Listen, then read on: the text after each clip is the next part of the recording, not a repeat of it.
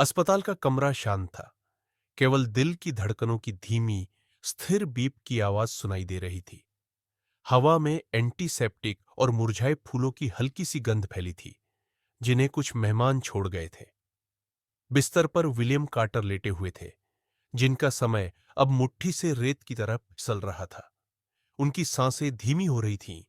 उनकी कांपती उंगलियां एक पुरानी पॉकेट वॉच को थामे हुई थी, जो उनके पिता की निशानी थी, एकमात्र चीज जिसे उन्होंने संभाल कर रखा था।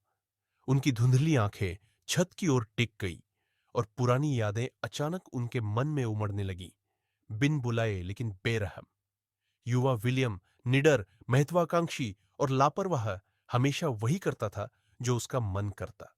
वह अपनी ही शर्तों पर जीता था, माता पिता की सलाह को नजरअंदाज करता, पत्नी मार्गरेट की विनती को अनसुना कर देता और अपने बच्चों को कभी अहमियत नहीं देता।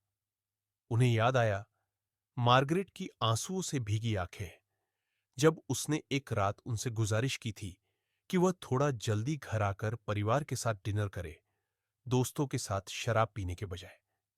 लेकिन विलियम ने हंसते हुए कहा था, मैं मेहनत करता हूं, मुझे अपनी मर्जी से जीने का हक है।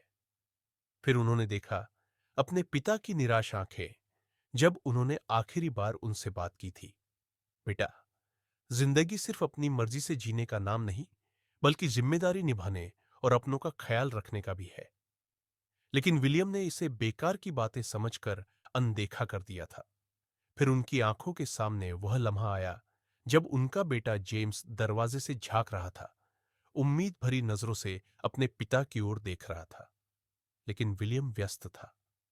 अभी नहीं बेटे, मैं बिजी हूं, यही कहा था उन्होंने। और फिर सबसे दर्दनाक याद, मार्गरेट का घर छोड़कर जाना।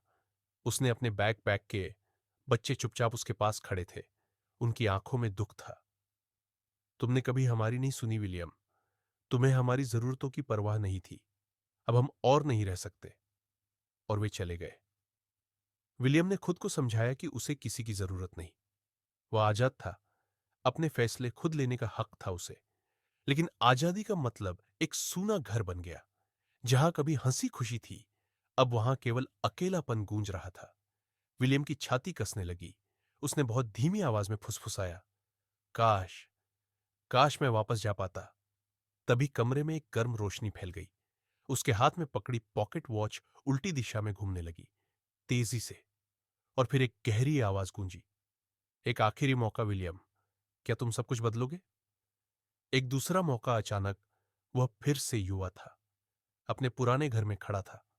मार्गरेट रसोई में थी, हल्की सी धुन गुनगुना रही थी।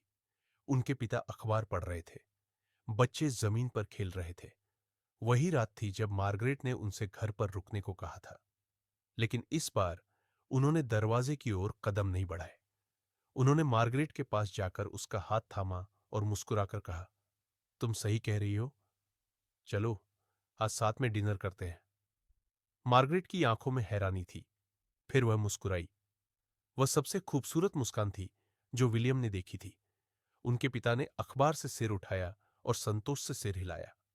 समय आगे बढ़ा, लेकिन इस बार अलग तरीके से। विलियम ने सुना। उसने मार्गरेट की हंसी सुनी, अपने पिता की सीख सुनी, अपने बच्चों के सपने सुने। इस बार उसने उनके साथ समय बिताया, यादें बनाई, अपनी जिंदगी को स्वार्थ से नहीं, प्यार से जिया। लेकिन जैसे ही वह सच्ची खुशी महसूस करने लगा, रोशनी फीकी पड़ गई। अस्पताल का कमरा वापस लौट आया। मशीन की बीप धीमी होने लगी। उसका समय पूरा हो गया था।